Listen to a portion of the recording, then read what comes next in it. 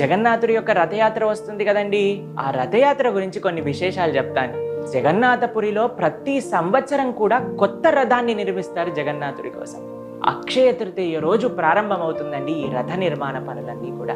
మీకు ఒక విషయం తెలుసా అండి, ఈ క్షేత్రంలో సాక్షాత్తుగా మూలవర్లే రథం పైన మనకి దర్శనం ఇస్తారనమాట.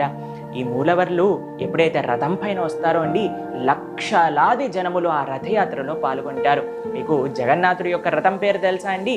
జగన్నాథుడి యొక్క రథం నందిఘోషం, బలభద్రుడి యొక్క రథం తాళధ్వజం, సుభద్ర మహారాణి యొక్క రథం దేవదలన.